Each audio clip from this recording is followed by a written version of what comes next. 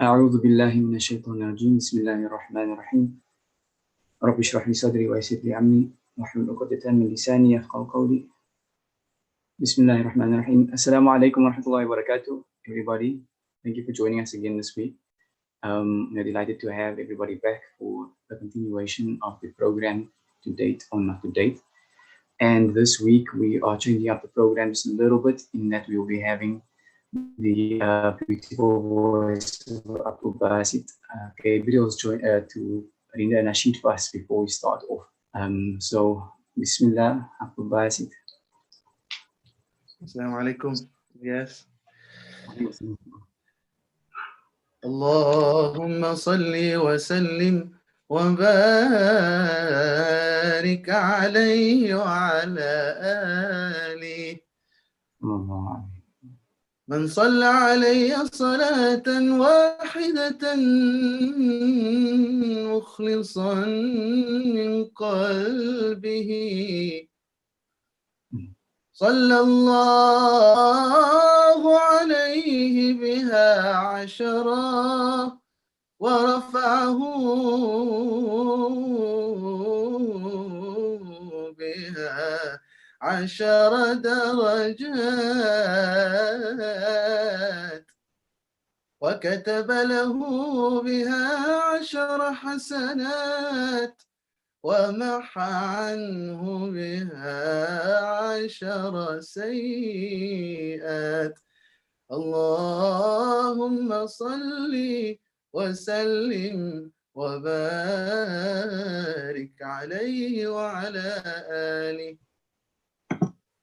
لا إله إلا الله،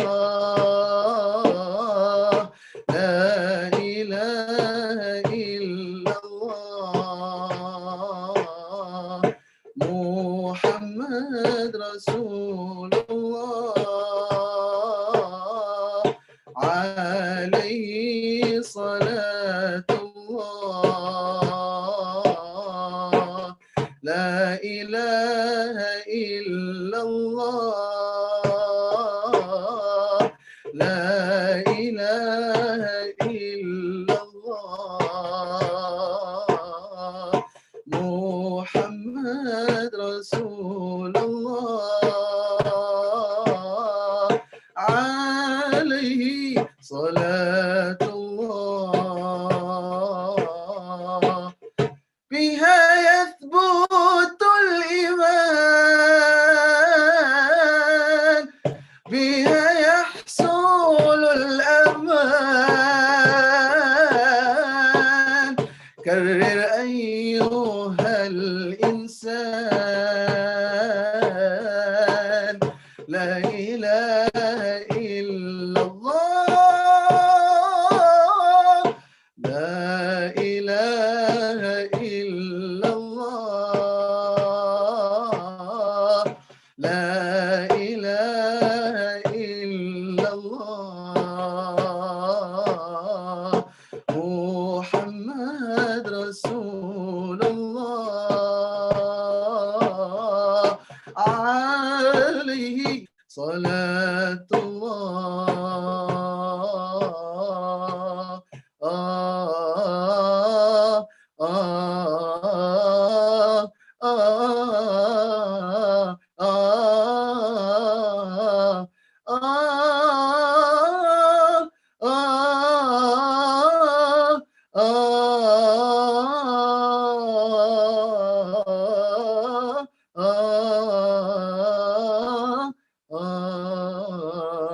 كتمم الله مقاصدنا، كتمم الله مقاصدنا، وزال عنه جميع الهم، وزال عنه جميع الهم.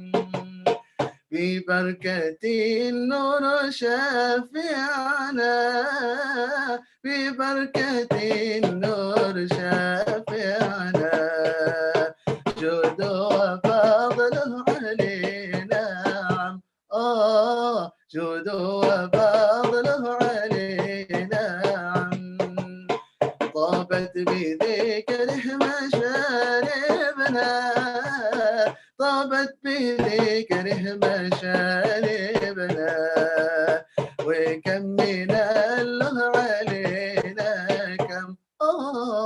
وكم من الله علينا كم وكم تفضل وكم أغنى وكم تفضل وكم أغنى وكم تكرم وكم أنعم وكم تكرم وكم أنعم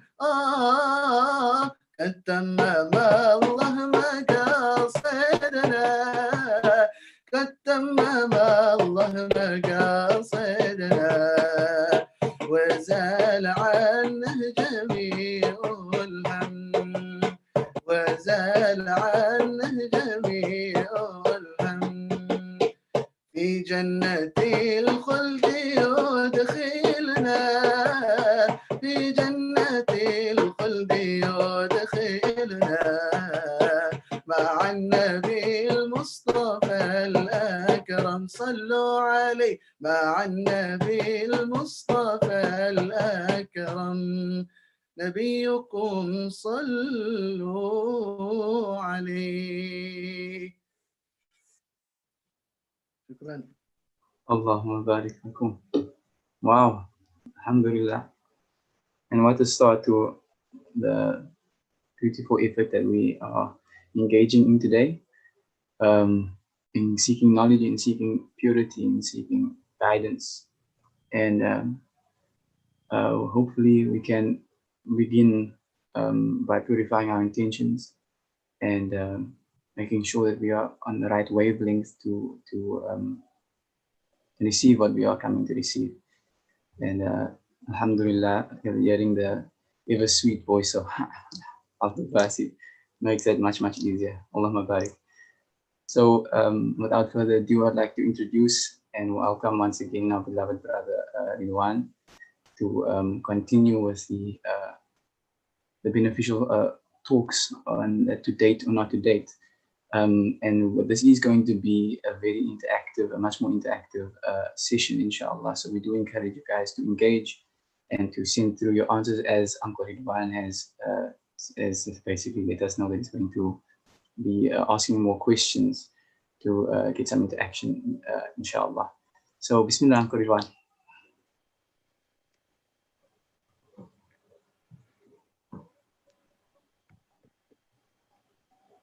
Okay. Assalamu alaikum wa rahmatullahi wa barakatuh. Welcome everyone, and welcome back for those who were with us last week.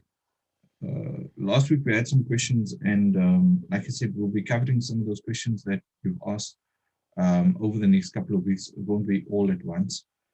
I think, you know, what Ilyas mentioned just a moment ago about purifying our intentions is really important relative to this topic. We have some particularly young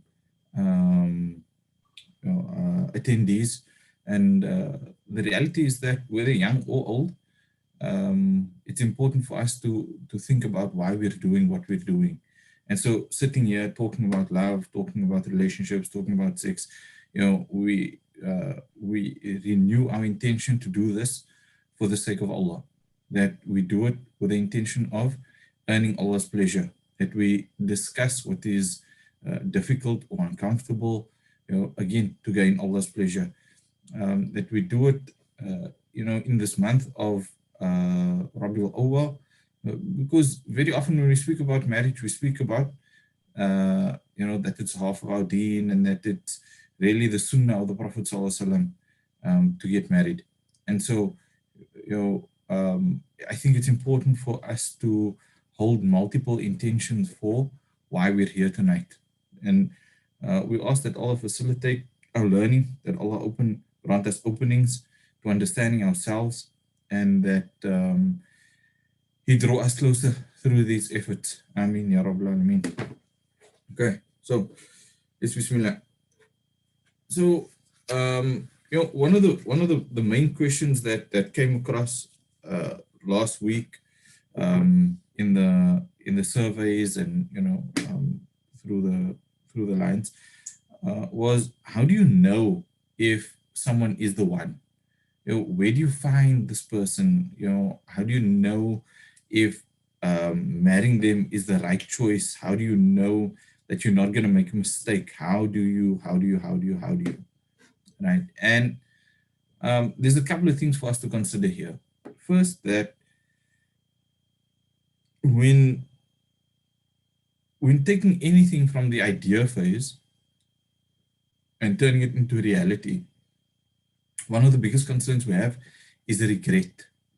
How am I going to do what I need to do, but not regret what I'm about to do, right? Or not regret it in the long run. And the reality is that there's only so much we can do, and then the rest is in Allah's hands. So we try to maintain this understanding, as we move through life, that yes, I perform my istikhara, yes, I did this, yes, I did that, and I trust in Allah and I do whatever I can on a daily basis.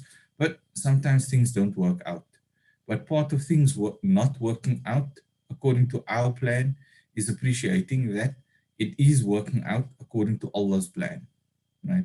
So we need to bear in mind that what we want, our desires, our likes, our dislikes, it really, it's but a fraction of a plan, and that our plan is really happening inside of a greater plan. So I mentioned this so that, when we're talking about love, when we're talking about relationships, that we bear this in mind, because it's so easy, especially relative to love, to get your hopes up. It's so easy to get disappointed. It's so easy to be disillusioned. It's so easy to be hurt in a way that, can last a lifetime. So with this, we approach this topic with an openness to learn and to understand, right? So when talking about how do we know this is the one, right? And there are various aspects to this, right? When we think about the one, very often we think about the one that's going to make me feel a certain way, right? Like loved, or the one that's going to make me feel supported, or the one that's going to make me feel beautiful, or the one that's going to make me feel excited, the one that's going to ... fill in the blank, right? And this is really what we need to appreciate about why we're getting married.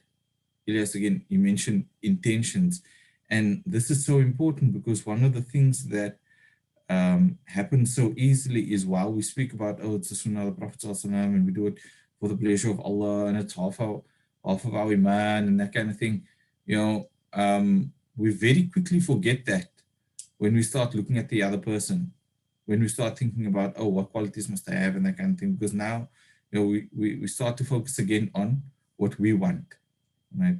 So I mentioned this because it's so easy to lose focus. It's so easy to get wrapped up in, but they're not doing this, or they're not doing that, or I want them to do more of this, or I want them to do more of that.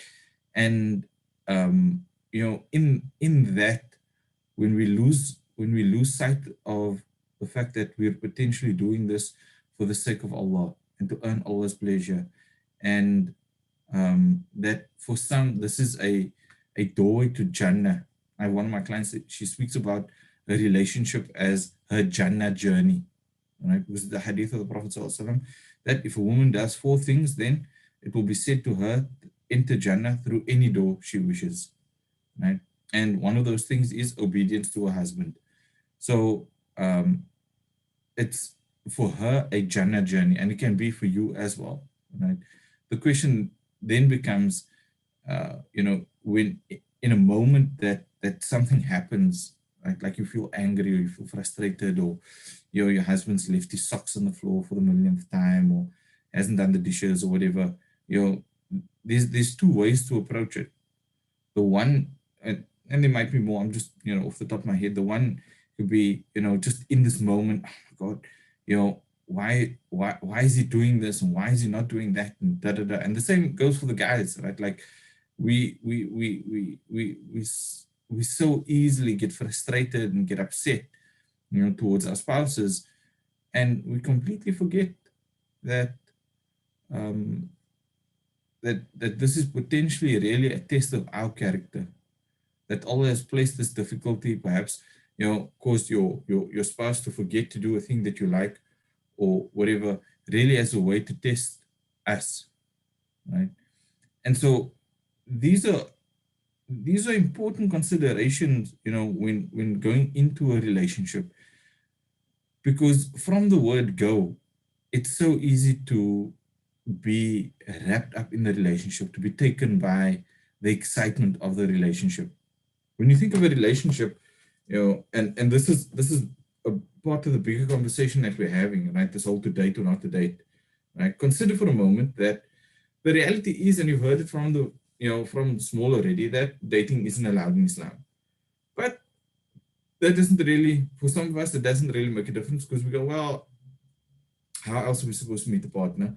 And so, even if you look at the title of this course, that attracted you to this course was to date or not to date. Right? If it wasn't a question in your mind, then potentially you wouldn't be here tonight. Right?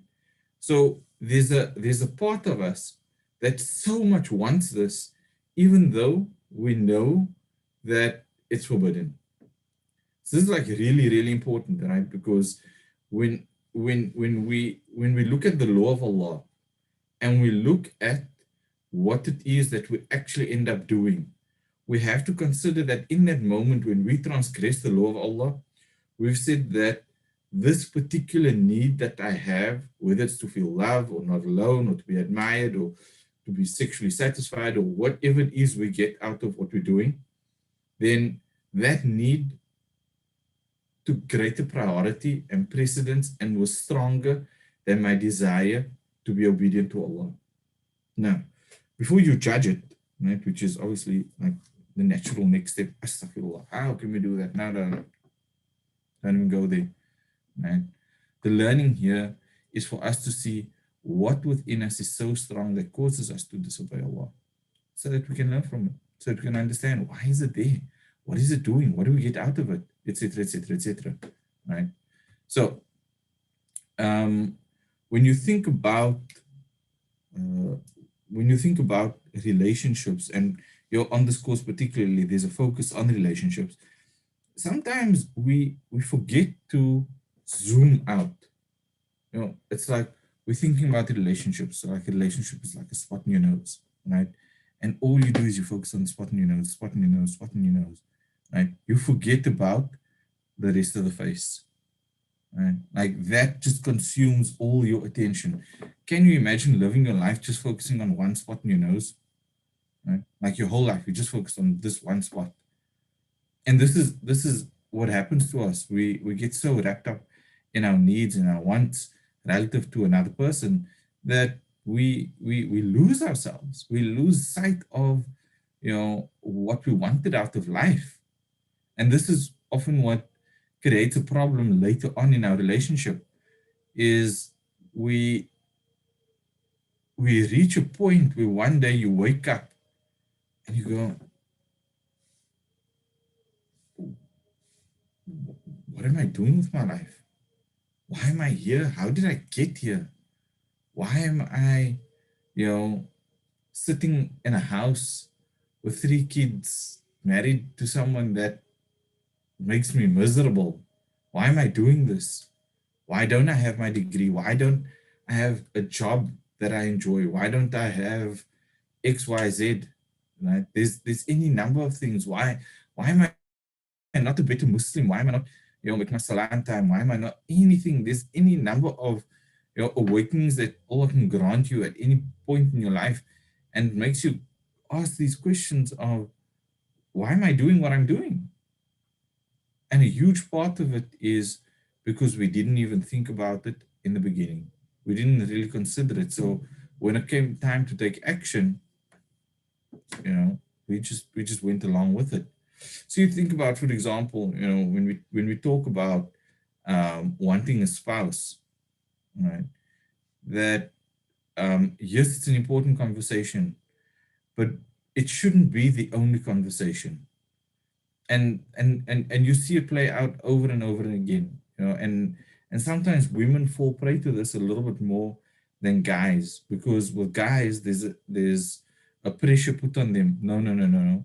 Before you get married, you must be financially stable. So you must go study and you must get a job and you must this and you must that and da da da da da. Right? With women, sometimes there's yes, there's a pressure to go study or learn or be stable, or financially stable, but sometimes it's overlooked. Like, oh, do you want to get married? Okay, cool. You know, bismillah, go for it. Right? Because like we don't want you to get too old and you know, like your childbearing years and your biological clock and all the rest of it. And you know, and so we go, yeah, yeah, okay, cool, bismillah. Right? Forgetting though that there's a bigger question, you know, in terms of what do you want in your life going forward? Because yes, it's exciting now to be in a relationship and to get married and to maybe even have the kids, you know, but at some point in your life, you're going to wake up going, you know, what is it exactly that I do with my life? What is my greater purpose?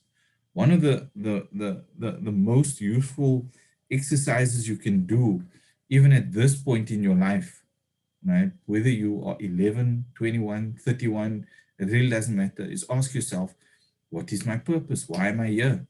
To a certain extent, Allah has given us that answer. He said that I haven't created mankind or jinn except to worship me. And so it's important for us to consider that this whole idea of Allah creating us to worship Him, how is it that that happens? Right? Because yes, again, it's one thing to say, no, I'm completing half of my man, you know, by you know getting married, and you know this is service to my husband or you know to my spouse, and I'm building the ummah and all the rest of it. And so you know there's that, but we have to also consider, you know, other than being a husband or a wife, you know, what other roles are we playing in society? What about the roles that are the ongoing roles? Like sometimes we get so wrapped up in our romantic lives, we forget about our role as children to our parents. You know, what about their rights over us? What about our role as students or even as teachers in the community? What role do we play relative to the community? What role do we play relative to Islam as a ummah? You know, are we just part of the ummah? Are we just like one of the followers, one of the arm, you know, of the people of the ummah? Or do we play a vital role in leading this ummah? You know, you take, for example, on this call, you have someone presenting, you have others playing a supportive role, there's someone playing an administrative role, someone is playing a technical role. And so all of these little roles are being fulfilled, right? And this is just one call, but it's taken 3, 4, 5 people to pull it together, right? Now, similarly, now, in anything that needs doing, right, there might be this type of situation where a few people pulled something together for the greater good of the ummah, right? So consider for yourself, what role do you play? Are you contributing to the greater good of the ummah? Or is your focus merely on your relationship and on your need?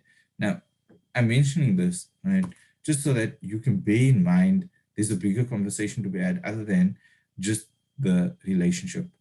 And why this is important is as you start to think about the relationship that you want or the person that you want, it's more beneficial for you to consider that person relative to the type of life you want to live going forward. So if you are someone, for instance, to whom da'wah is really important, if da'wah is important to you, then that might involve travel.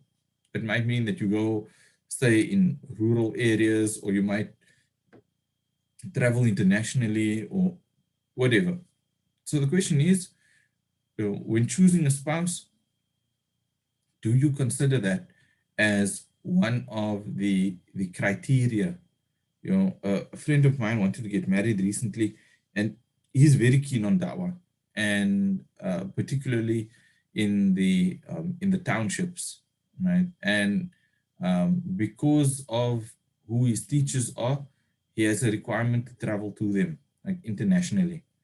And he's about to get married to this girl, right? Like he speaks to her, and you know, she says, yeah, I'm interested for sure and not a problem. And he even goes so far as to like raise some money for the wedding, and like everything is on track for this to happen. And then at the very last minute, because this girl lived in another province, her mother said, okay, so just to confirm the accommodation arrangements that you'll be staying in this province. So he says, no, but like I'm currently living in Cape Town and that's where I'm doing my da'wah, and this is part of what I do, and I might come back here every now and again, but our lives would be for the foreseeable future or the immediate future based in Cape Town, and then as my studies take me, I might travel. And then her mother was just dead against it. Right? Now, this is potentially something that her mother knew about herself, right? Or that the girl knew about her mother, but that wasn't necessarily raised as an issue, right?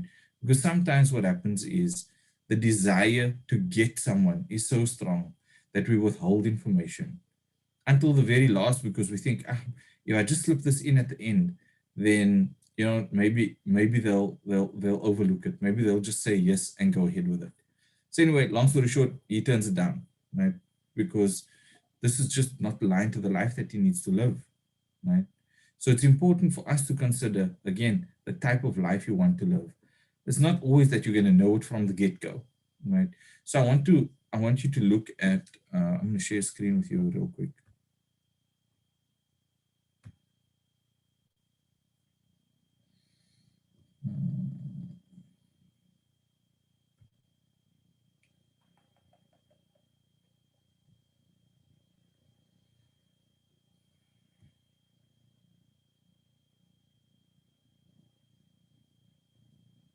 Oh, here we go.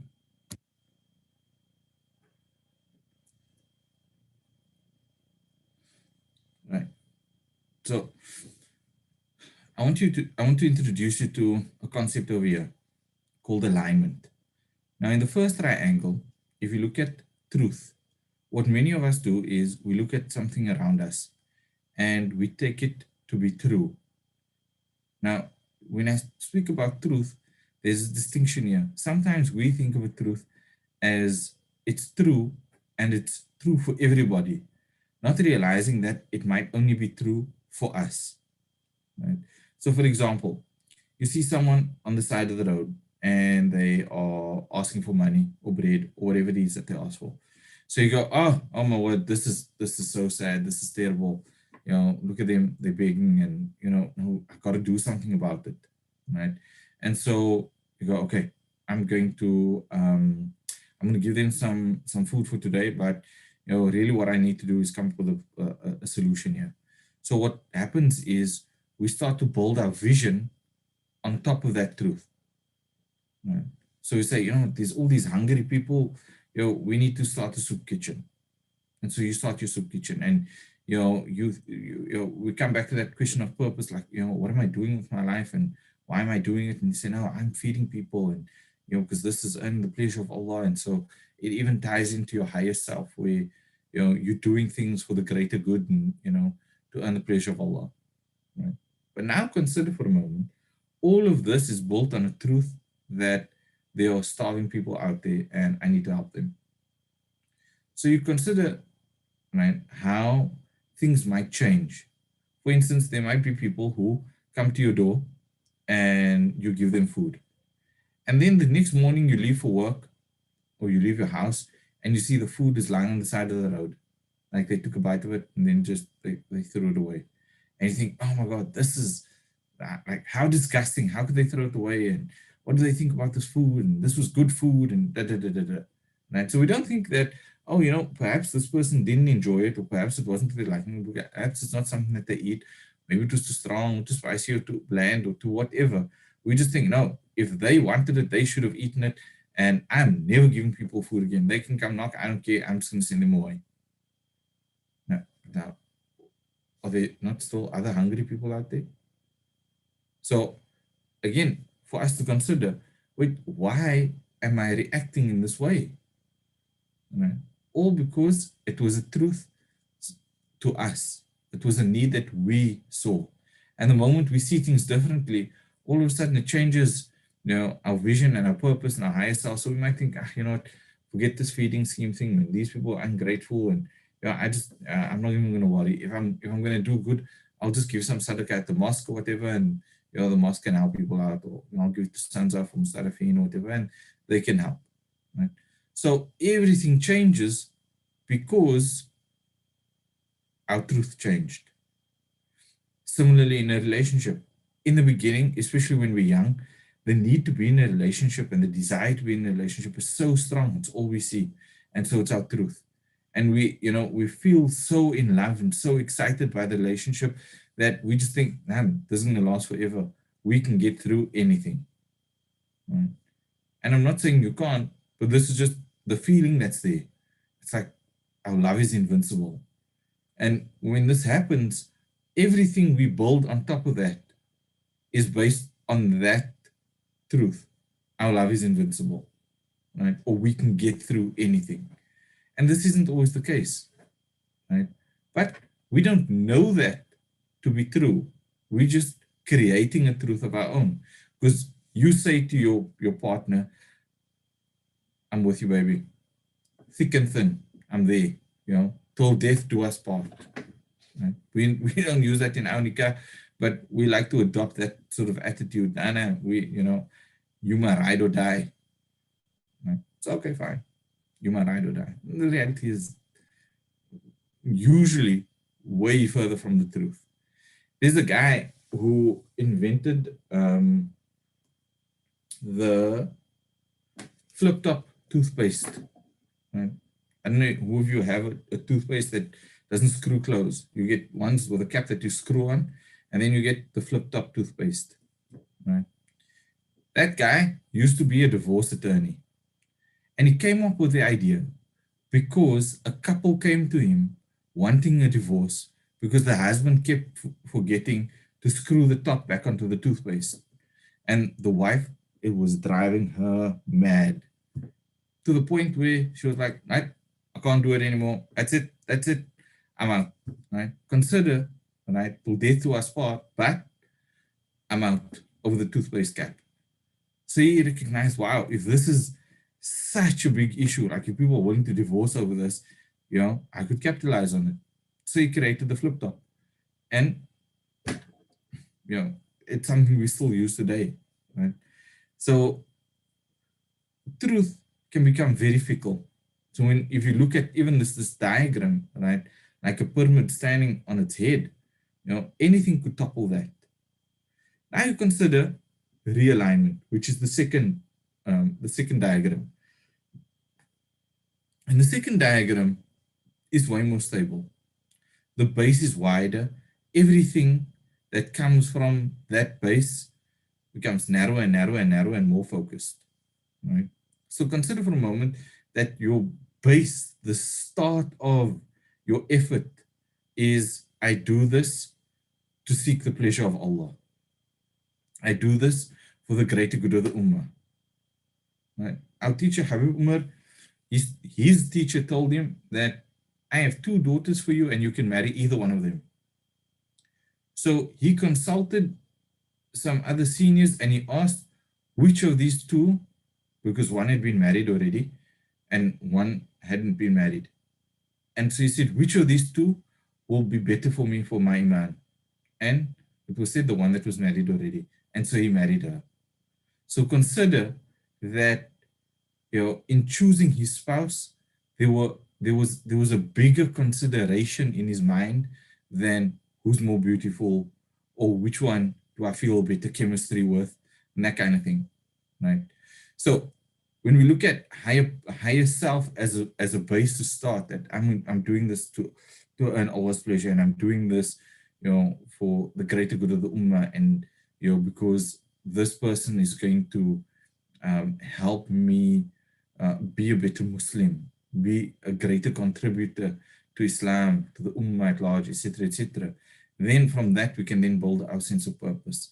That okay, my sense of purpose is to build a life for this person, to build a home that's contributing to the greater good of the ummah, etc., etc. And similarly, a vision, and then ultimately our truth becomes that, okay, this is the person that I should choose, or this is, based on that person, the things we should do in our lives.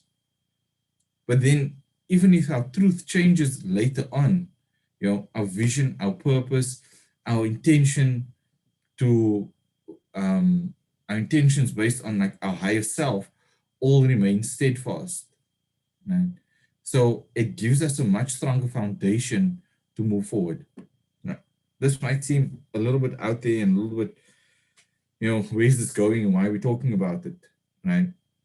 But I'm giving you the framework, the understanding of how to approach this whole conversation about who do I marry and whatnot, because again, in order to avoid disappointment, we have to put proper thought and planning into this. One of the things that Mona Mu'adh mentioned that really stood out for me is it that, you know, when we think about the phrase falling in love, right? And words are really powerful. Sometimes we don't claim to really believe things the way we say it, but it's something for us to consider and to look at.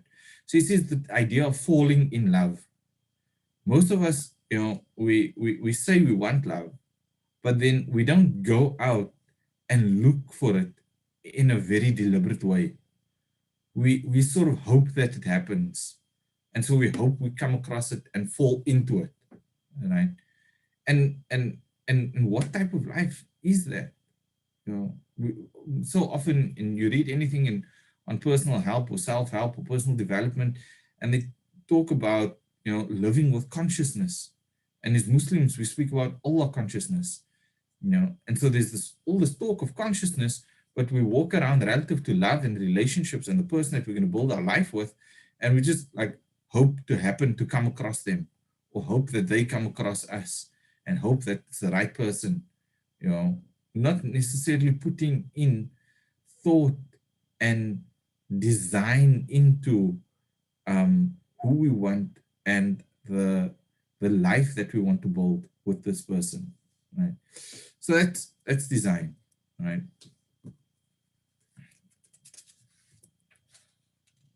Are there any questions so far? If you have a question, then pop it in the WhatsApp chat, and Ilyas can read it out.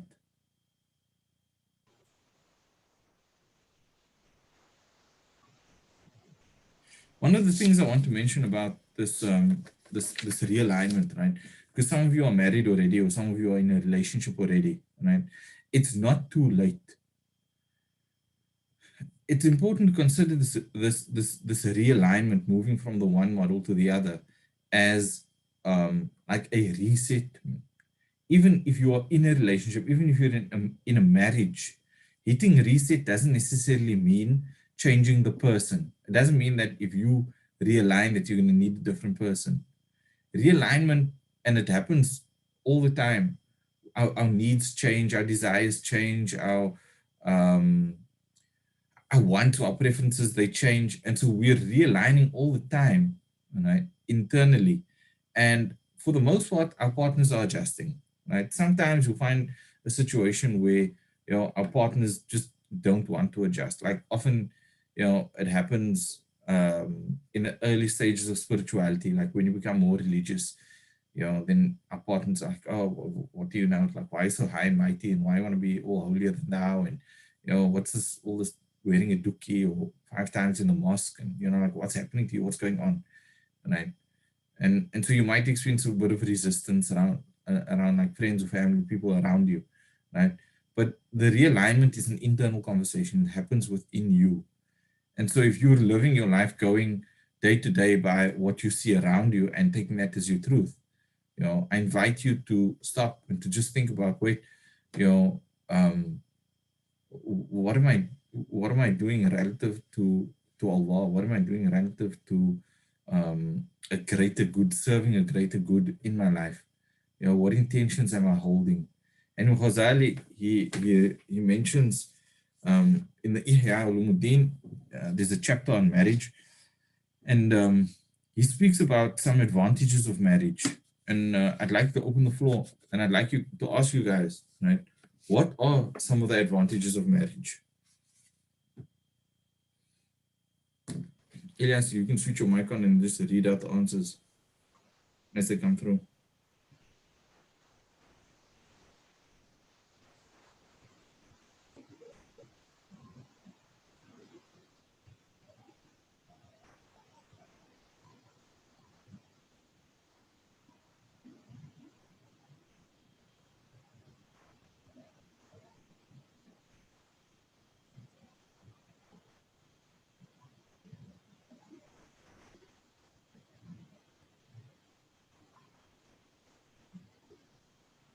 Are you speaking?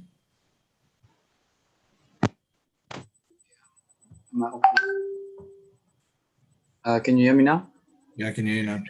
Okay, Oh. so what are some of the advantages of marriage? Well, there's many advantages, and I'm gonna wait for the questions to come through. But in the meantime, I'll also just give my. Oh wait, there we go. That was close. I almost said my own opinions there. Oh wait, someone actually just asked me to give my own opinions there. We don't want your opinions. You're biased. We want your opinions. No, I'm joking. Advantages of marriage. What was I gonna say? Oh, you get to free food, stuff like that. You get to what? Free food. Yeah, I'm sorry, guy. You're the guy. There's no free food for you. I'm a university student, man. I'm joking. Mashallah, there are a lot of women who contribute, if not carry the expenses of the household, out of the goodness of their hearts. And so we as men, in a time where women work, have to be super, super, super, super, super appreciative of this. Mm-hmm. There is no, oh, but we both work, we must contribute 50-50. Right? There's nothing like that. Right? If your wife is giving you, whether it's 1 cent, 1 rand, 100 rand, 1,000 rand, 10,000 rand, whatever she's giving you, even if it's down to 1 cent, you as a guy need to be exceptionally grateful for that. Sometimes we overlook the generosity of our spouses because we think about things from sort of a Western approach, and it's like, we both work and so we both contribute, and so you're just doing your duty. Hold it, guy. Right? In Islam, it's the man's responsibility to nafaka his wife, and so anything she contributes to that to improve the quality of life in the household is really a sadaqah from her, and so we should be grateful for it. So you were saying there's lots of good people like that, and we must be grateful for piety. I don't know what to do without it. Anyway, here we have an answer. Someone said one of the advantages of marriage is the protection from haram. Protection from haram. Cool. That's a good answer, and it's also the only answer we have so far. Come on, guys, we must be more interactive. This is almost like we're trying to make it almost like we're sitting in the mosque together. Everyone must send through their answers. This is the problem. I mean, if we're having we're taking Friday night out of our weeks, right? I mean, I don't know what you guys think. Friday night's usually like really exciting for me, but I mean, you're taking Friday night out of your week and to come talk about marriage, and then you can't come up with advantages for getting married. If you were drawing up a pros and cons list, this would be very problematic right now. Yeah. I would say a good advantage of marriage is like companionship. Oh, did they say the same time as I said companionship? Someone said companionship in the group. How cool is that? So companionship. Sending I told you, some of them just sending their thoughts directly to your heart. That means other people's bias. Those who don't want to use WhatsApp, just send your thoughts to Elias's heart. You'll do them from there. Okay, all of a sudden, here's all the answers coming through. Right, okay, there we go. We got companionship, expressing your desire in a halal way, support, and companionship again. So these are, and motivating one another, bringing yourselves closer to Allah. Yeah. Alhamdulillah, shukran guys for sending through your answers and engaging. This is all part of gaining of the benefit of the majlis, so to speak. So continue. Right. Okay, cool, beautiful. So consider there's a couple more, right? Procreation is one of them. So notice, right? Like everyone's talking about right now, it's just protecting yourself from haram and satisfying yourself in a halal way, right? I hate to break it to you, but sometimes that results in a kid, right? Not that that's a bad thing, but I'm mentioning it because no one else is talking about it. Interestingly enough, Mark, for interrupting, but someone actually just sent a message in now to ask if it's very important to have children in Islam, and getting married. Is that even that important? So, what do you think about that? Because someone's now asking about whether that's really an important thing or not. It's worth considering. Importance is a tricky word because often we what's important to one person isn't as important to another person, right? And in Islam, there's really very few things that are obligatory, right? And so we give importance to what is obligatory. Having children, it's not obligatory in Islam, right? So it comes down more to personal importance. Well, consider, for example, they speak about, relative to having children, for instance, that it's one of the ways that that the Prophet ﷺ, becomes happy. That on the day of Qiyamah, all the prophets will stand with their ummahs behind them, right? And the Prophet ﷺ will have his ummah behind him, right? And what the ummah will be, right? And so consider just for yourself, would you want to say that I contributed to this ummah, right? And how we contribute to that ummah is like through our offspring. We have children, they have children, they have children, and so we could either be the end of a lineage, or we could potentially be like the point at which like the family tree or the ummah tree like really shoots out in a really fruitful branch. Right? So you look at our parents and grandparents, our grandparents, they'd have like 8, 9 children, and that's like normal, 5, 6 for sure, no problem. Our parents, the numbers started coming down a little bit, 3, 4. Nowadays, it's like 1 or 2, and even the 1 or 2 is like, oh God, this is so much, so hectic, right? But again, we think about it relative to it. What can we cope with as opposed to, contributing to something greater? I'm not saying that needs to be the only conversation. Like, I'm not saying you only need to think about, what's the Prophet I'm going to say on the day of Qiyamah about his ummah and the size of it and what I contributed to it. Like, it doesn't have to be your only consideration, but I'm mentioning this because it's one of the considerations. It's one of the niyas, one of the intentions that through having this child that you also seek the pleasure of Allah and His Rasul Sallallahu Alaihi Wasallam, right? But then at the same time, would you consider being someone deeply involved in da'wah to have similar role? And is that how would you differentiate that from what you just said now, like of being someone who contributes? Because if you bring da'wah, you bring Islam to people, then you're also bringing people into this fold, into the absolutely. That's another way to contribute to the ummah, for sure. So that's just, like I said, it's one of the ways, and it comes down to personal choice. And then you have people who do both. Like Habib Umar, for example, who has like over 20 children, and he's one of the world's greatest da'is. So he has children and bringing people to the fold of Islam like all the time, right? So now I think that maybe what they probably asking is, how would you? So obviously we think that we take as Muslims the idea of having children and procreating to be a good thing. It's a pro. It's one of those things that we want because of the deep love that you can develop for a child and for even your spouse once you have a child with him. That, from what I hear, of course, is something irreplaceable, something invaluable.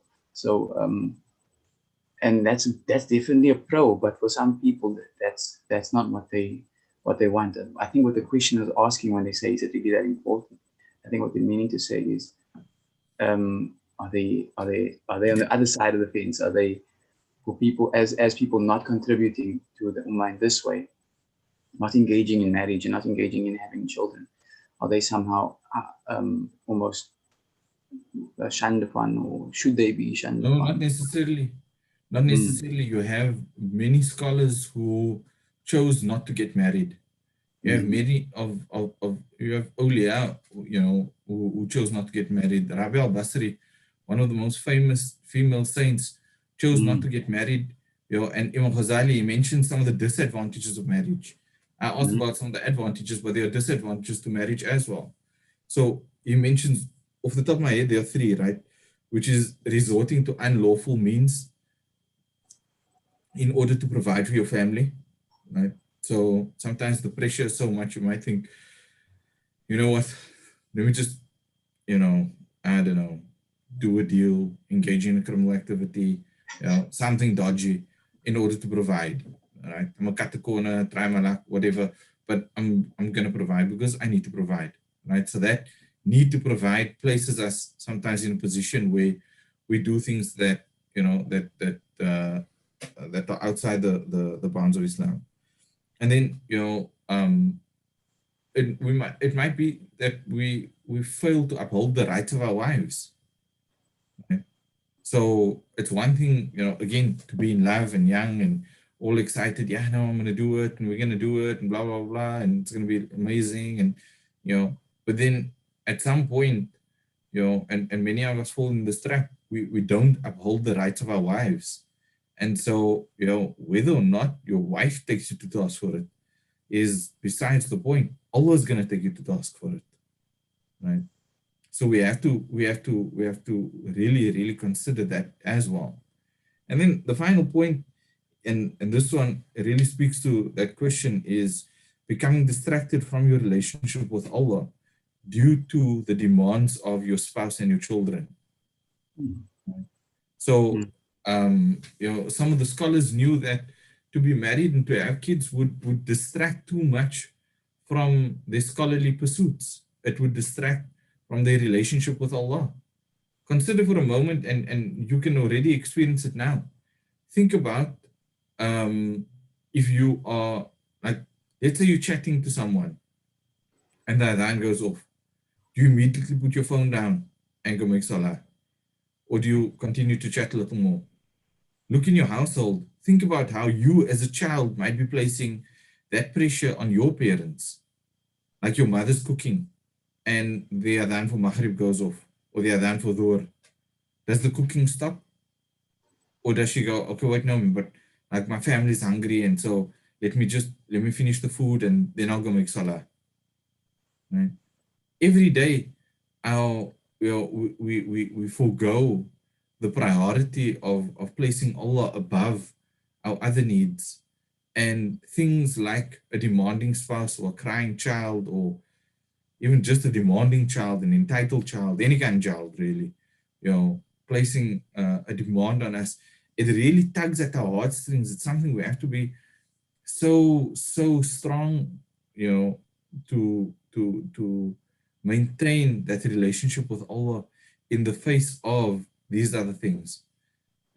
So marriage isn't for everyone.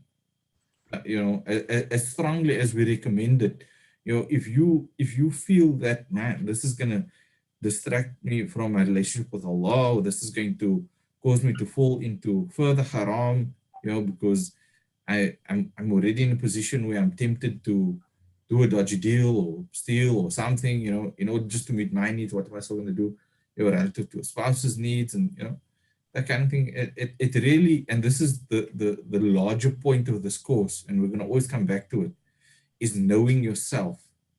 You can't necessarily know what the future holds, but right now you can know yourself.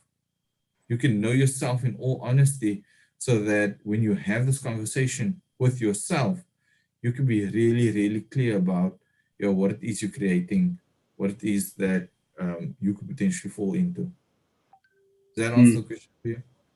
Yes, I think it would, although I'm not a questioner, alhamdulillah. Yeah. And I do encourage the questioner to just send through more messages if we aren't touching on your point accurately. But there are, in the meantime, I could read one more messages coming through, some of them questions, some of them answers to your question. Go for it. Some people are once again mentioning some of the benefits of marriage being procreation, someone said, and to grow and to become, to grow spiritually and intellectually together. And someone then asked a question. They said, with marriage. Oh, sorry, this is not the question. This is another point. They said, with marriage, if you're mindful, then with your spouse, you can create a wholesome environment to nurture your children and break the vicious cycle of negative societal impacts.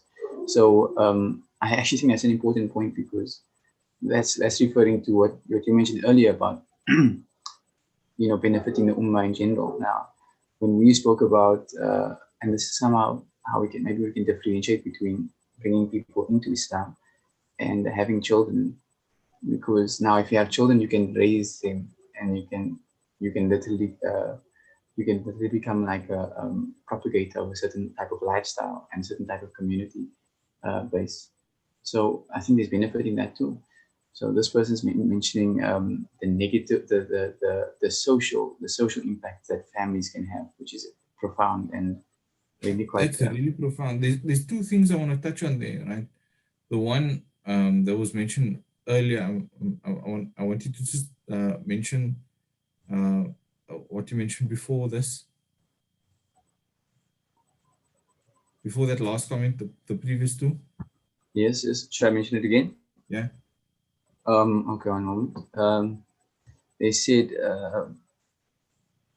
I mentioned that one of the comments was to grow together spiritually. Right, here we go, that one. So yeah. Just on the thing about growth, right? Sometimes we think that now we grow and we choose to grow, right? And there's some truth to that, right? But the reality is that marriage is the kind of thing that forces growth. You will never grow as much, doing anything than when you're married. Because married is something that you are 24/7. A business, you can shut down, you can close it, you can, take off for the week, you can whatever, right? Similarly, with our personal goals and objectives, we can put it aside for a moment and, focus on something else. With marriage, you are married 24/7. Your spouse has expectations, your spouse has needs, your kids have needs, you have needs, etc., etc. You are plugging into a system that demands of you, right? And so the need to grow when you're married is exponential, because it involves more than you. That's really what it comes down to, right? You're taking on a responsibility, you're taking on an amana, right? And that forces you to grow, right? Then there's another aspect to this, right? Which is what you're mentioning, the generational hurt and that kind of thing, right? When you look at addiction, when you look at abuse, trauma, that kind of thing, there's a body of work that suggests that trauma and abuse and that kind of thing is something that gets passed down generation to generation. Relative to abuse, you would hear things like, hurt people, which is that those who get hurt others in return, right? And so they speak about a cycle of abuse, how it continues and continues and continues and continues, and it gets passed on generation to generation, right? And this is why it's so important for you guys who are guys and girls, obviously, we on this call, and involved in organizations such as Light Upon Light and attending classes such as these and other classes. It's important for you to implement what you're learning. It's important for you to consider, wait, how am I going about living my life? For example, some of you might be here because your parents want you to get married. And don't get me wrong, there's a lot of khair in honoring the wishes of your parents. You also have to recognize, though, that at the end of the day, it's you that's going to have to live out that marriage. And so this isn't just about the desire of your parents. There's an amana that you take on. You have to consider, what kind of person are you, and are you willing and even able to fulfill the requirements of marriage? this whole idea of recognizing our strengths and weaknesses is so important, because for some of us, we aren't in the mental or emotional space right now to be getting married, to be having children. And what ends up happening is when we ignore that and we go ahead anyway, we tend to pass that behavior on to the next generation. And so you could either be, again, you can be a source of light, and a solution to the problem, and implementing what you learn here and elsewhere, and be a part of a healing that takes place in the Ummah, right? Or you can be someone who contributes to the problem. And I'm not saying that, again, with any judgment, to a certain extent, we all have shortcomings, we all have flaws. This is part of being human, right? Some flaws, though, are more damaging, than others. Some problems that we face are more damaging than others. And so you take things like addiction, for example. We sometimes speak about addiction, in like a very blasé way. Like, I'm addicted to Facebook, yeah. Well, I'm addicted to Netflix, or I'm addicted to this, that, and the other, to sisters. Like, yeah, maybe if we just, we laugh about it. That's exactly the reaction, right? We laugh about it. I'm addicted to sisters, I'm addicted to Coke, right? But that's potentially an eating disorder right there, right? When you talk about addiction, like relative to Facebook, that could be like an internet addiction, which is a genuine thing. There's in Cape Town, we have this a really interesting event. It's an annual thing called the Recovery Film Festival, right? And so they have at the lobby in town movies just about recovery and addicts and that kind of thing. And they showed this this rehab center in China for gaming and internet addiction. And you think, but it's a game, and it's, like how bad can it be? You have people who die because they play too long. They override their body's basic needs, and deprive themselves of sleep and nutrition, and they literally kill themselves playing. So they'll strap on a nappy, for instance, like an adult nappy, have a ton of snacks around them, and then just play 2, 3, 4 days straight. And sometimes it's the effect of no sleep, and the poor nutrition, the lack of personal hygiene. They just they collapse. Their body shuts down, right?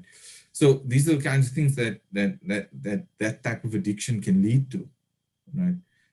So I was saying, in China, they have this facility where it's literally like a prison, where if you are an internet addict or a gaming addict or whatever, then they'll send you here, right? And there is like a process of rehab and that kind of thing, and get you to a more functioning state, a state where you're able to function without internet, or at least learn to manage your internet usage in a way that's functional, right? And what happened was that at one point in the filming of this documentary, 3 people escaped, right? 3 young boys, they escaped. And then they were caught. Where were they caught? In an internet cafe, obviously, right? Consider you break out of jail and the first place you go is an internet cafe, right? Like, that's the most obvious place they're going to look for you. And that's where they found him, and back they go. So these are like really important things to consider, the power of our addictions. And when we speak about knowing ourselves, and when we talk about getting to know someone, and even telling someone about ourselves, we have to consider, what is our addiction? And if right now you don't know your addiction, and we all have one, I guarantee you we all have an addiction. If you don't know what your addiction is, then that's very concerning. Because what's happening is you're now going to enter a relationship where you aren't going to disclose your struggle, and it will come out, and it will come out, and your spouse will not have been able to account for it. And so I mention this not to shame anyone or embarrass anyone, but for us to understand that to a certain extent, it's part of being human. It's part of the human condition. When we speak about our nafs, right? So if I say, oh, we all have a nafs, and our nafs inclines to whatever it inclines, our base desires. We go, yeah, no problem. That's exactly what addiction is, right? Addiction is a powerlessness, that we have relative to a certain substance or process. And similarly, our nafsul amara, which is the commanding nafs, the part of ourselves that commands us, not that we command, that part of ourselves tells us what to do. And when we obey that, we behave like an addict. Right? And so, this brings me back to what I wanted to show you guys last week. I spoke to you about Custodio, and who here went and installed the software?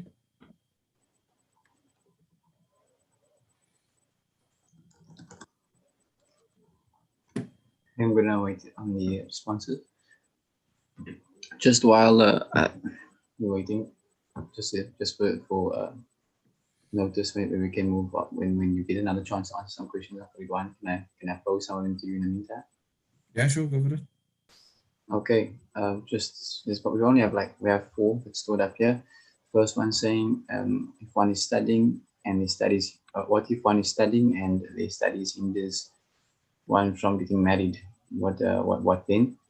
And then the second one says, and if one is married and studies hinders one from having children, can Brother Ridwan give some advice on what questions to be asking yourself in relation to how to know when you're ready for marriage? So basically they're asking, if you have a bunch of other responsibilities already, maybe studies, maybe you're working already, or you and looking after somebody else, whatever the case may be, but you're not married, how do you know whether you are able to take on the burden of marriage on top of that when you're ready to do that? Whether it's even, well, I'm adding that on too, but whether it's even recommended to do that. And then number 3 says, if you feel as though you'll be unable to raise a strong Muslim child under the circumstances of this world or of the world, what if you feel as though you're unable to raise a strong Muslim child under the circumstances of the world? So this is speaking to insecurities regarding maybe the process of tarbiyah you take, maybe insecurities regarding our own states and what type of parents we'll be. How does the world influence us, and how does it influence the way we influence our children, stuff like that. And number 4, the last one so far, says, based on the current conversation, how do we then view the hadith of the Prophet ﷺ saying that marriage is part of his sunnah, and whoever doesn't follow his sunnah is not of him? Does that mean, does not being married exclude one from being attached to the Prophet in this way, to following his sunnah? Always the exceptions. I think this is more of a big question, but I'm not sure. Though I would also like to get Ridwan's insights on these, inshallah. Yeah. So just on that last one, I think we'll leave that one for one more. But a small commentary on it, from my point of view, and Allah knows best, is again, if you consider some of the great scholars who didn't get married, right? Yeah, we can't really say that they're out. They're out of the fold of Islam, or they are not of the because they chose not to get married. I think it refers more to those who are able and choose not to. Those of us who choose to perhaps fulfill our desires in a haram way, that kind of thing. But Mullah Mu'adh might be able to comment on that hadith much better than I would, right? Well, that makes sense. So anyway, just to let you know, update. Nobody's really responded on on the blockers. So I'm thinking that it wasn't really that people didn't really install it to use it just yet, but inshallah we can proceed if you Right. So, relative to the question of readiness, right? There's a couple of ways to check, wait, am I ready? Consider, for example, financially, right? Like, are you able to provide or consistently provide a certain amount of money financially, or earn a certain amount of money consistently? Test it out. Go and ask, what does rent cost? Go look in the like the newspaper or online. What do groceries cost? Ask your parents. How much are they spending on water, electricity, this, that, and the other? Come up with a number. Right? They say that the happiest day, there are two of the happiest days in a sailor's life, is the day he buys his boat and the day he sells it. Right? The reason being, sailors are so excited about having a boat, they don't really consider what it costs to maintain the boat. There's docking fees and there's maintenance on your boat and there's the cost of fuel and there's any number of things that you need to take into account that you don't really think about because you're all excited about getting the boat. You ask people like, oh, who wants a Ferrari? And everyone's like, oh yeah, no, super exciting. Yeah, definitely. But then you consider, oh my God, what is the maintenance like on a Ferrari? We complain about the maintenance on like a Toyota Corolla. What's still of the maintenance on a Ferrari?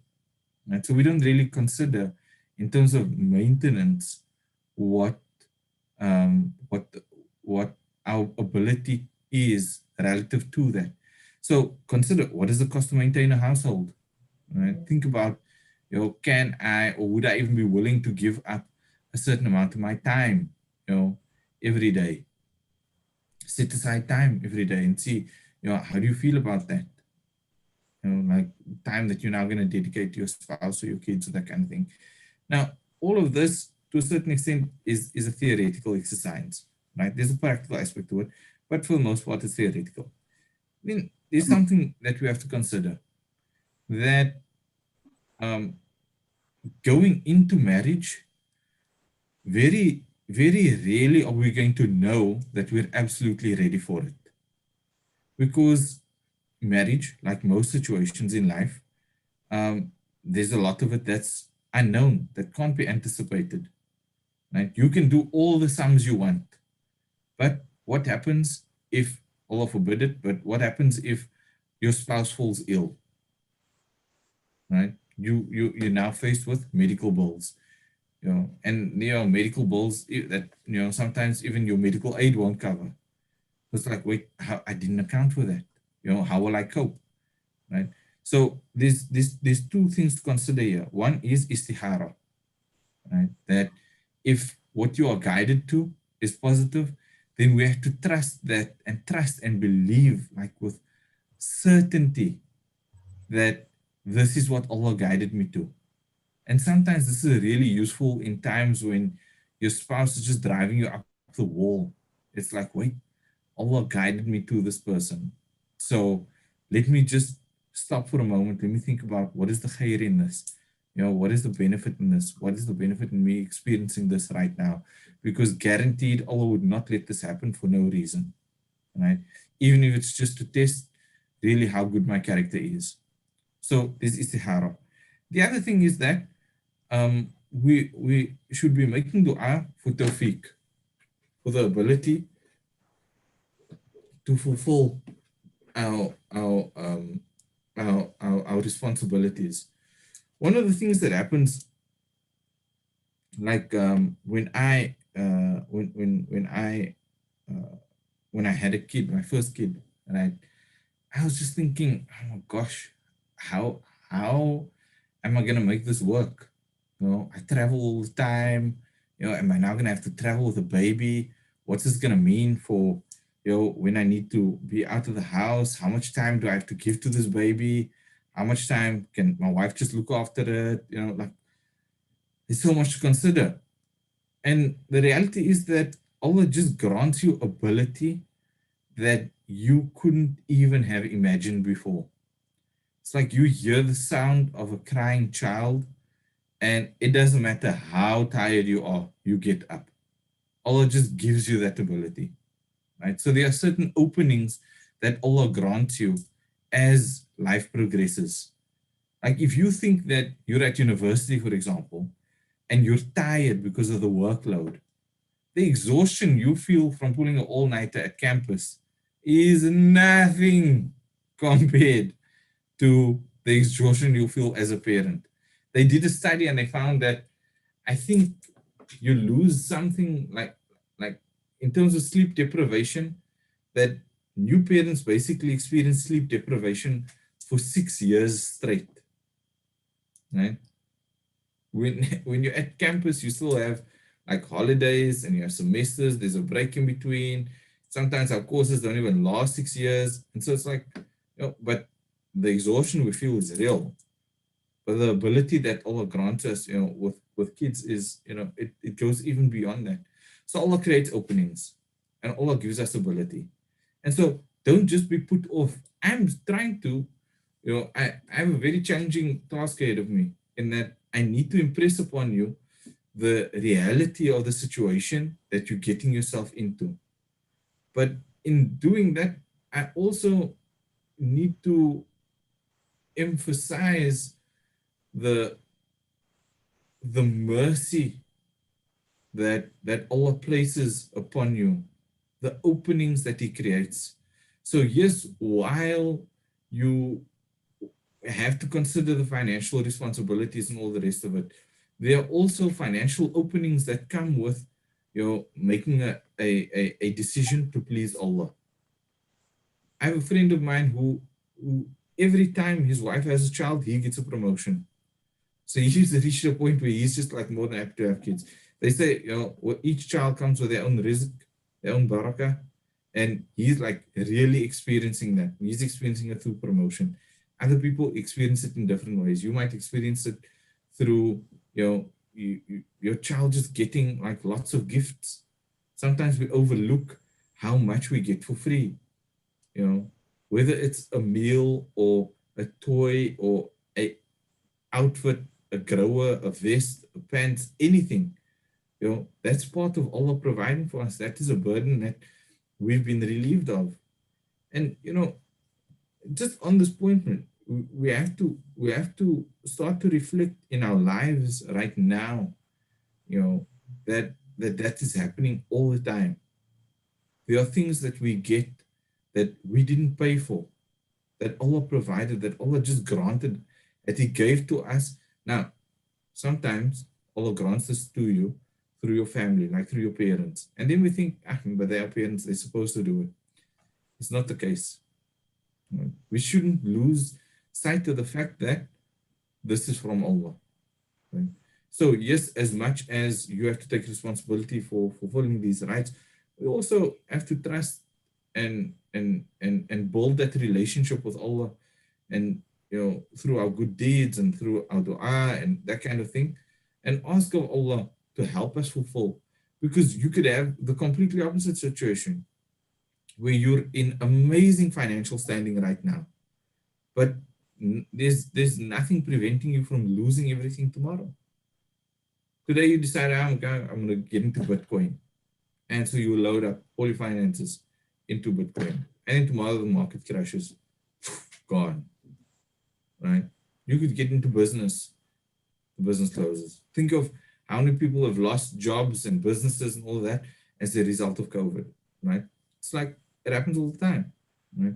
So, relative to this whole idea of readiness, yes, there are certain things you can do to prepare, but all the greater things that you can do to prepare is to build a relationship with Allah. That's just like what it comes down to at the end of the day. And Uncle Ridwan, just from the perspective of the ladies, I know we've spoken a bit about the responsibility of males, because that's generally their field of responsibility. But in terms of readiness on the ladies or the female side, how would they know whether the burdens are too much to pay, or whether they are prepared or resolute enough to move into a relationship like marriage? Again, it comes down to to knowing yourself. If you consider here for a moment, right? So I'm just gonna go back to these. I just want to go back to the slides here, right? This I have here on this page called a template for marriage, right? And there's something I want you to consider, that in life there are things that we seek. We want our needs to be met. There's certain values that we want to have fulfilled. There are feelings, things that we want to feel. There are states that we want to access. Things like, we want to be relaxed, we want to be excited, we want to, feel serenity. Some of us, we want to experience fana, or like ecstasy. There are character traits that we seek out in others and that we seek to experience within ourselves. Like, you mentioned piety, and so it's like, sometimes we want to experience piety, but we think that that's really going to happen through the efforts of our spouses. So like we think about, getting up for Fajr. Yeah, and I need to find myself a wife who will wake me for Fajr. Or you could be the husband who wakes up for Fajr. Like, I'm not saying it needs to be either way, man. I'm just pointing out that, that we walk into this with an open mind, that we walk into it, with a reality of what we want, right? And then there are desires. So I sent to the organizers, and they would have posted in the groups a handout. So your handout will look something like this. There will be states of being, character traits, list of values, feelings. The screen isn't being shared for the. Sorry. That's a mistake. I've got bad connection. I'm getting connection. Fine. Proceed. Okay. So character traits, list of feelings, values, right? List of needs. Right. So I want you to, just as an exercise real quick, right? Whether you use the screen or whether you use your own page, I want you to look here and just write down like what your top 10 are. Take a couple of minutes and just look at what some of those are, right? And then I want you to share with Ilyas which of those needs you have to get from your spouse.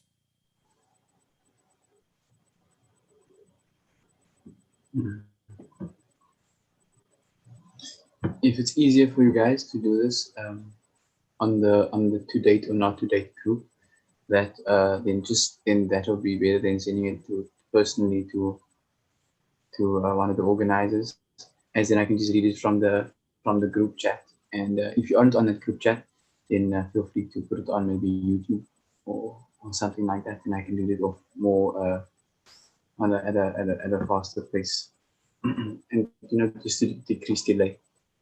Right. Obviously, we encourage you guys to participate. Yeah. So even just in the interest of time, right? What you can do is even just look at what's here right now, and see if there's anything that you feel you absolutely must get from your spouse, and just share it with Ilyas. And if you have a need off the top of your head that you feel you must get from your spouse, then and it's not listed here, it doesn't matter. You can still share it.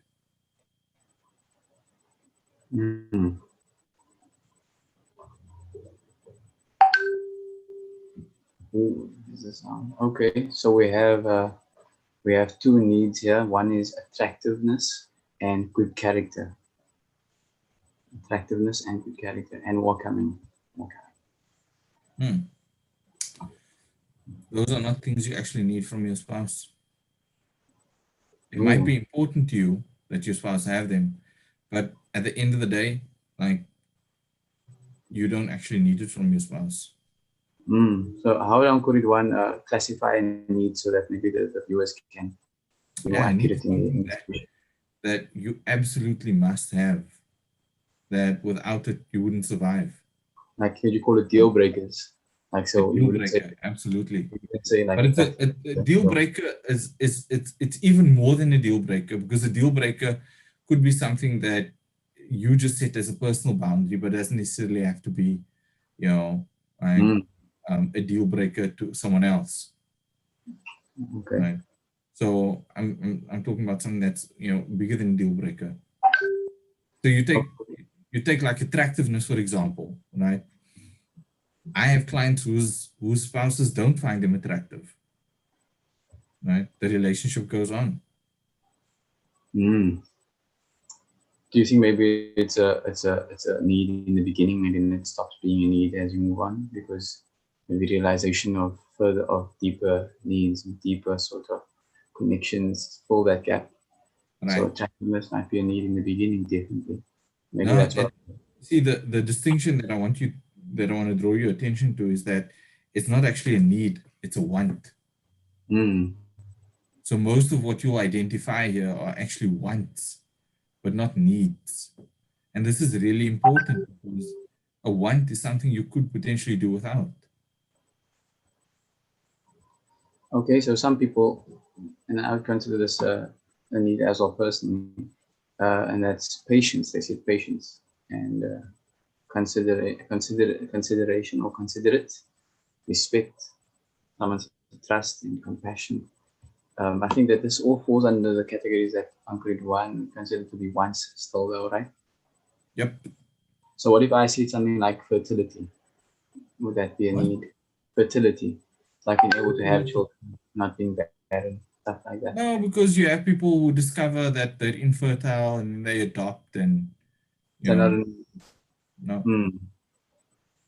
Yeah, this sounds like maybe you should give us an example. I don't know. I'm thinking of as all the needs that I can, and they all seem to fall under the category of want.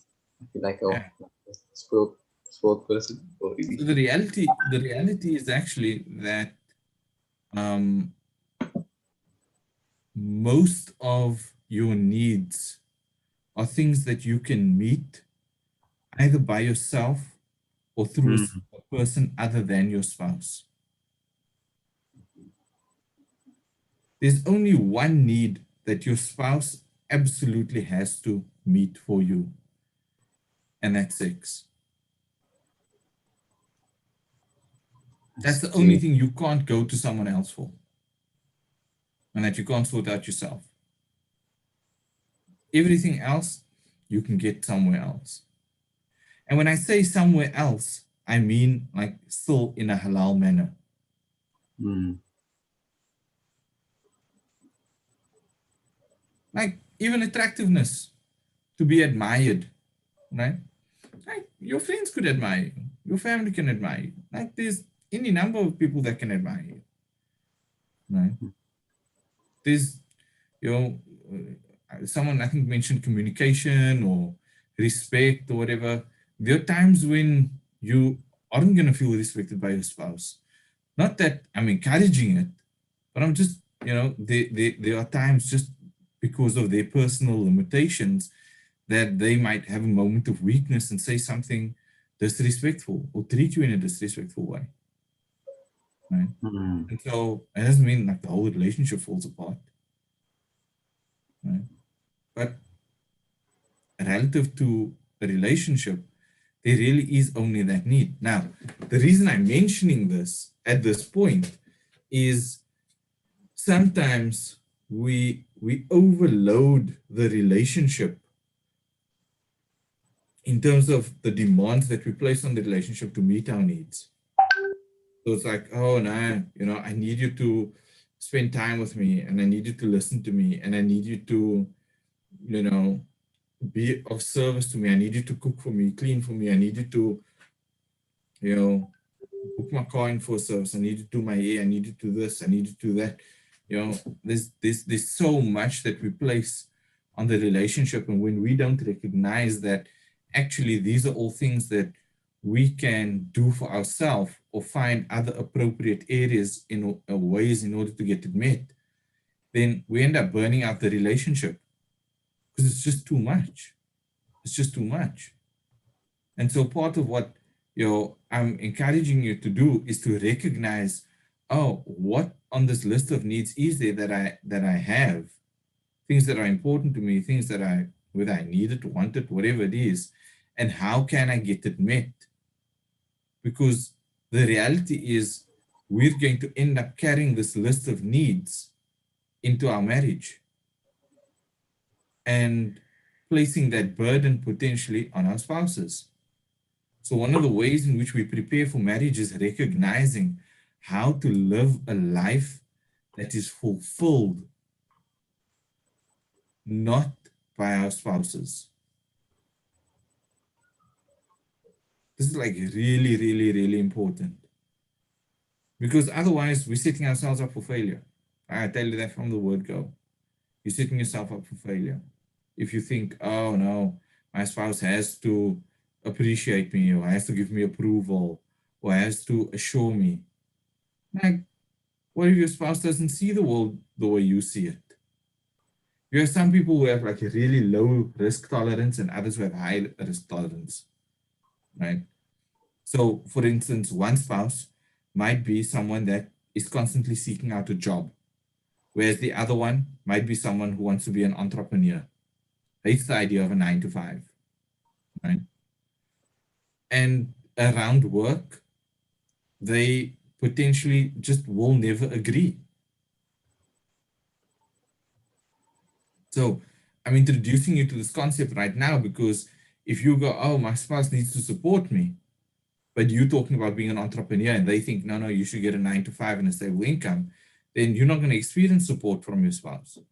So then it's important to understand, okay, wait, where can I get support? Because support is important to me, and where can I get that met in a way that doesn't place that burden on my spouse and doesn't cause me to, like, let's say, lose respect for my spouse or that kind of thing, And then, like, you ask, like, how can women prepare, for a relationship? And again, it comes back to that whole, if it comes back to how you want to approach the relationship. Like, if you use that hadith of the Prophet ﷺ of, there are 4 ways, in which, if 4 things in which a woman does, if she maintains it, then it will be said to her into Jannah from any door.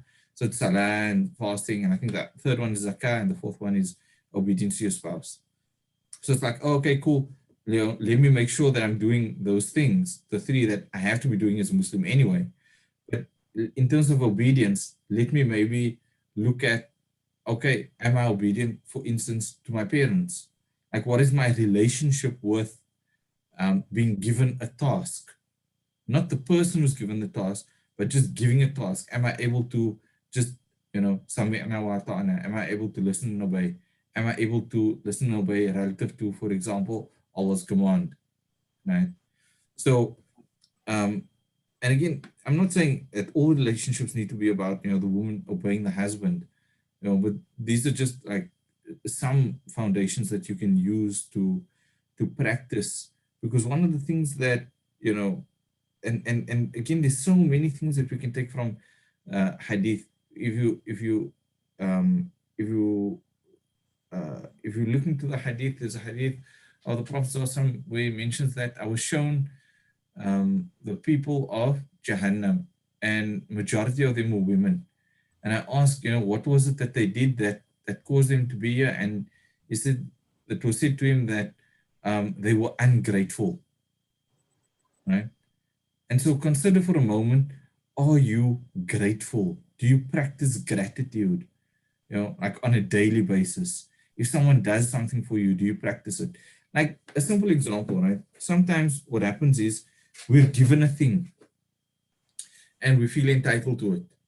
Like our parents provide a meal. Do we thank them for the meal? Or do we just feel like, well, this is what my dad does. He brings food, or my mother cooks, whatever, So do we practice gratitude?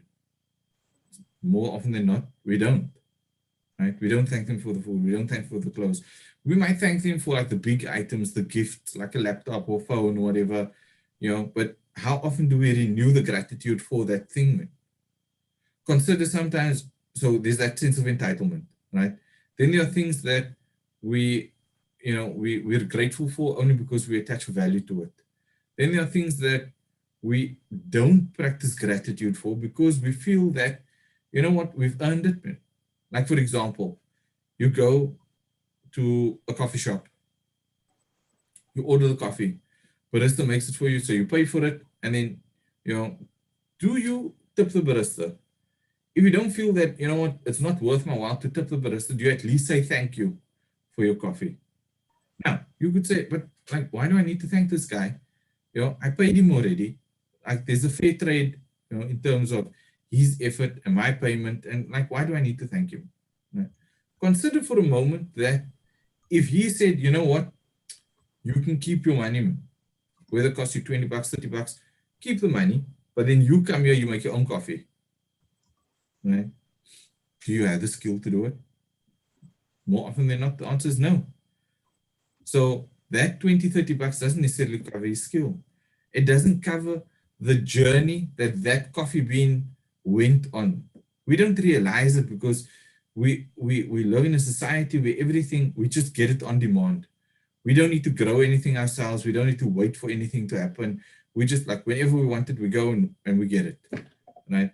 But you think about the journey of a coffee bean. It's grown somewhere like in, you know, like in North Africa or in Brazil, in Guatemala, in Ethiopia. Like, these are the countries where coffee is grown.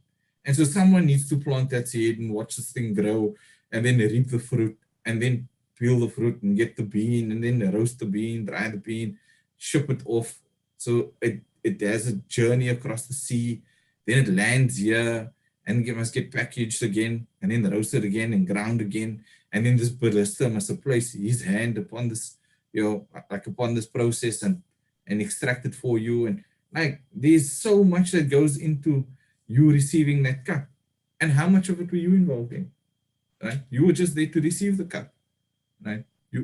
Your input in it was just, may I please have, and then to take it on. Right? And you gave your 20 bucks or your 30 bucks. So again, you know, this whole concept of gratitude, and like really practicing it. And this is something you can do like every day.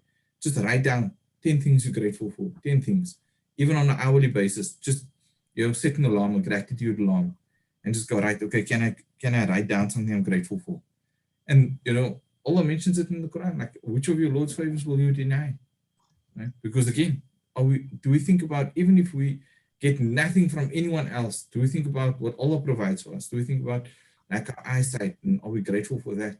You know, there's videos on YouTube of people receiving it's called enchroma. It's a type of eyewear, right, that helps correct color blindness. You should go check one of those videos out, if for no other reason than to see the expression, the experience, like how it brings someone to tears just to experience color. Like, it's incredible that someone is moved to tears just because they can see color. Something we take for granted every day, like we don't even think about it. Like, you look at the screen and you see, oh yeah, like there's a blue bar and there's gray and I'm wearing a red scarf and we think nothing of it, you know. And we don't really consider that, you know, like, this is a favor from Allah. To notice the color of the scarf is a favor from Allah, right? So, gratitude. Now, back to our the handout, right? I've given you this list of several things here, right? And I'll give you the exercises that go along with it, right? And I'll walk you through it real quick, right? So for each of these things, right? And this is sort of to construct this template for marriage going forward, you know, so that when you're looking for the one, you know exactly what it is that you're looking for, right? So you can, for example, under the list of needs, right, make a list of the needs that you have that are unmet, and then look at how could you meet that need and how could a partner meet that need. So just because you don't need to get that need met from a partner doesn't mean that it wouldn't be nice to, right? But it's important, it's more important for you to recognize how you can get it met anyway. Because otherwise the implication is, if we rely on our partners to meet our needs and we don't satisfy that need for ourselves, what ends up happening is we just walk around frustrated the whole time. And this becomes a bigger question of what kind of life are we committed to? Are we committed to a life of joy and satisfaction, or are we committed to a life of frustration? Because always place the resources at our fingertips, not necessarily saying, oh, in order to get that joy, you have to go to that person to get the joy, right? You have to go via your spouse, right? So I'm mentioning this because it really puts the ball in your court. It really gives you so much power, so much influence in a relationship, and doesn't put you in a position of having to rely on another person for your joy. And it just brings you into a relationship with a partner in a whole other way. Because one of the common complaints that you hear is, now my partner's too needy. They want too much. And there's this request that gets made.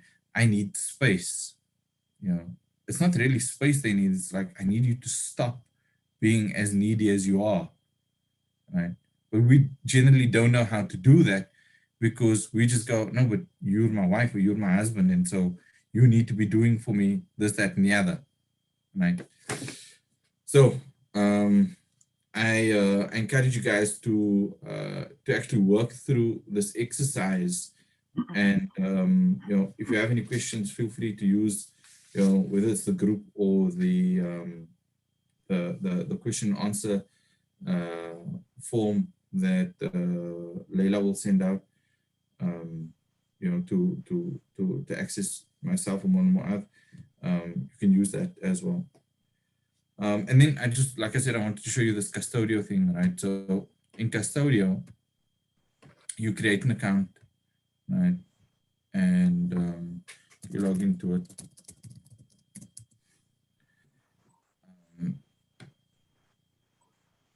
Then what happens is you would then load a user or load a device, right? So this is my device, my laptop, I'm R, right? And then if you go to here on the side, if you go to, so this is like my laptop, right? If you go to, where is it?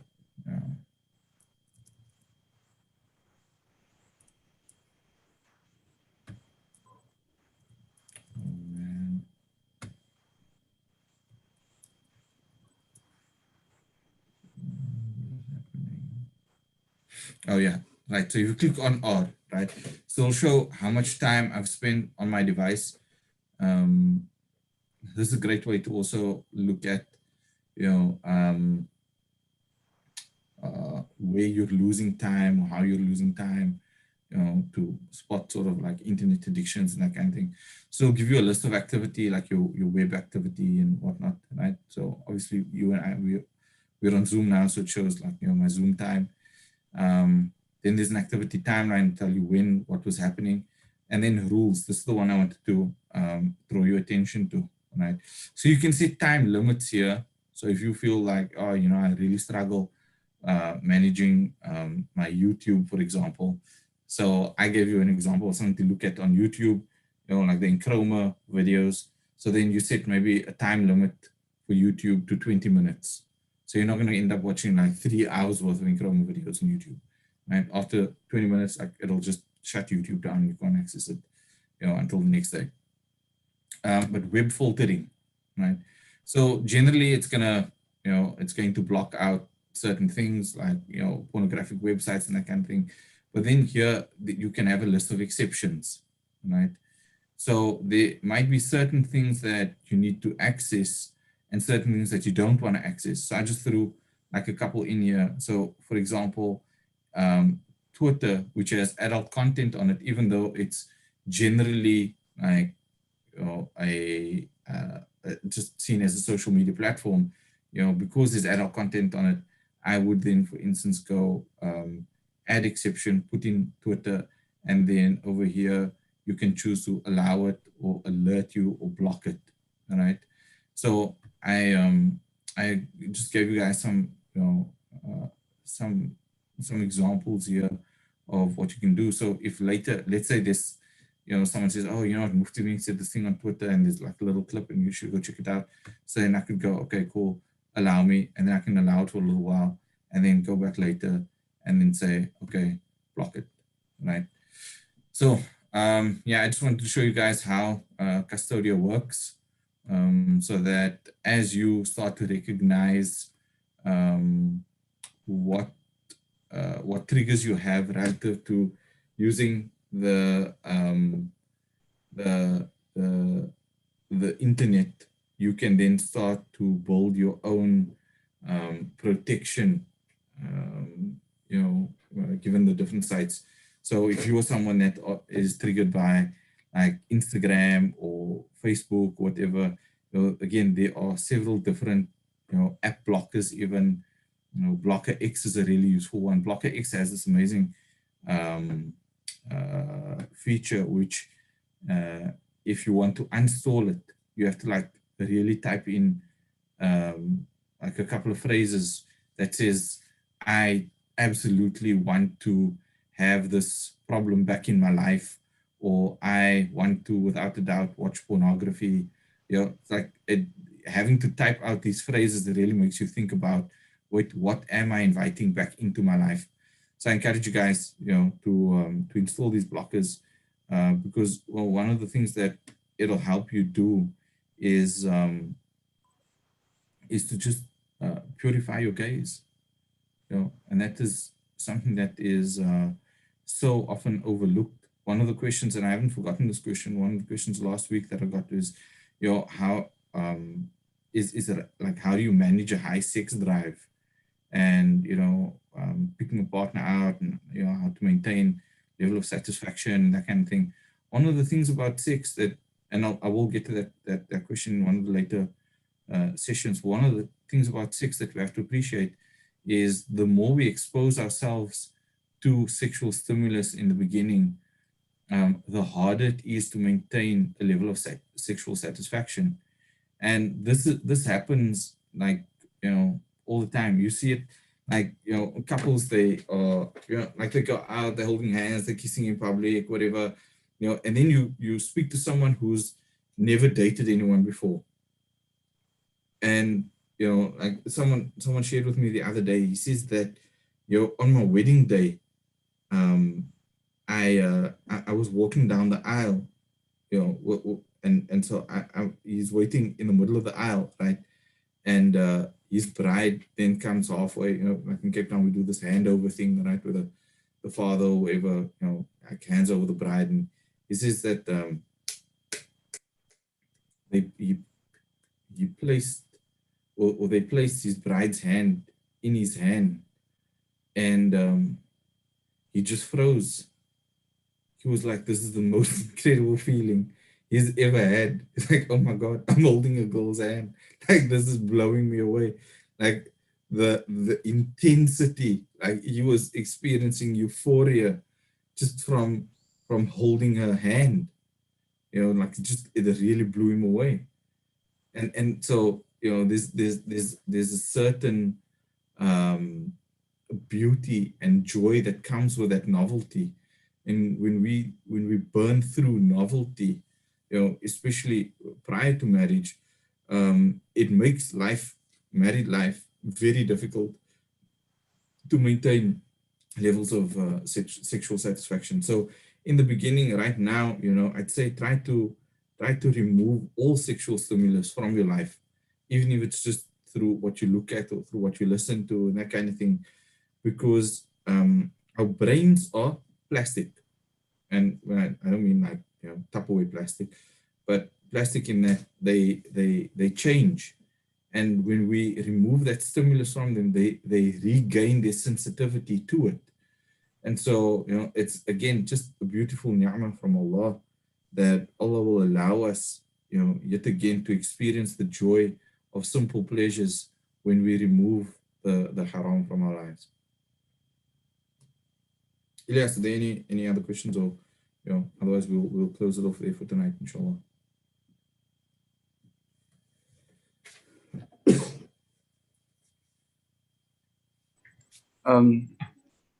Alhamdulillah, I think that I think that there's no more questions or further questions as yet, but with that in mind, we do still encourage the viewers to send forth your questions so that when we do recommence next week, inshallah, that we can proceed and start looking into the concerns. And if you prefer not to do that now, then you can always write them down or think about it throughout the week and then send them through during the course of next week's session, inshallah. So alhamdulillah, what a beautiful and inspiring and also very informative session we've had today. I hope that everybody took notes and benefited accordingly, because I think that even though these things are easy to say and easy to conceptualize and easy to to imagine almost and to understand in the spot, it's not always easy to implement without constant refreshing, constant recall, constant, like we said at the beginning, the purification of the intention. So we can sit and listen to many talks, and I say this from a personal perspective, but not change anything, not a single thing, except for maybe the outward. So we hope that hopefully the benefit of this class sinks a bit deeper in the surface, and it lands somewhere where love and true meaning to the gift of marriage can blossom and grow, inshallah. We have to understand ourselves, we have to understand other people, and hopefully through the course of this this series of lectures and sessions and interactions, we can make that a reality for ourselves. So I'm going to ask for all of you joining us this evening that we can benefit from this to the maximum degree. And we make dua for Uncle Ridwan for his time and his effort and his participation in something that he must be really, really tired of talking about. Alhamdulillah. And we make dua, of course, for the ever hardworking organizers who put a lot of effort and time and sweat into this program. We ask that Allah accepts from us and accepts the intentions and gives us the benefit and the barakah of all of those things and the fruits of these sessions, inshallah. So may Allah make it easy for all of you and for us. And we'll see you again next week, inshallah. Wassalamu alaikum wa rahmatullahi wa barakatuh.